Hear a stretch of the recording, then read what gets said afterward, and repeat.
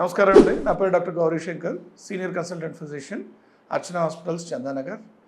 ఈరోజు మనం ఎండల కాలంలో సాధారణంగా ఎటువంటి ప్రాబ్లమ్స్ వస్తాయనే దాని గురించి తెలుసుకుందామండి. ఇప్పుడు ఎండల కాలం స్టార్ట్ అవుతుంది కదా. సో మనకి టెంపరేచర్స్ ఒక 40-45 డిగ్రీల వరకు కూడా పోవచ్చు కొన్నిసార్లు పీక్ సమ్మర్స్లో.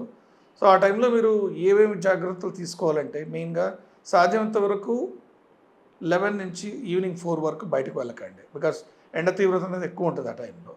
నెక్స్ట్, సాధ్యమైనంత వరకు water intake, fluid intake in any form ఒక 3 to 4 లీటర్స్ వరకు నీళ్లు కానీ ద్రవ పదార్థాలు అన్నీ కలిపి రోజుకు తీసుకునేటట్టు చూడండి. See to that you wear some cotton clothes, linen clothes అంటారు కదా, linen clothes which ventilate your body, ఎక్కువ డీహైడ్రేట్ కాకుండా అటువంటివి గుడ్డలు వాడండి. సాధ్యమైనంత వరకు పిల్లల్ని కానీ మీరు కానీ ఎండ ఎక్కువ తీవ్రతగా ఉండే రోజుల్లో ఉన్న టైంలో అవుట్ సైడ్ వెళ్ళకుండా జాగ్రత్త పడండి. ఒకవేళ వెళ్ళాల్సి వచ్చినా కూడా క్లాతింగ్ అండ్ కొద్ది గొప్ప గొడుగులు ఇటువంటివి కూడా క్యారీ చేయండి, which reflect the heat of.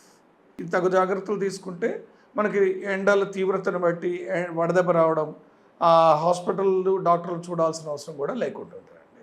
నమస్కారం.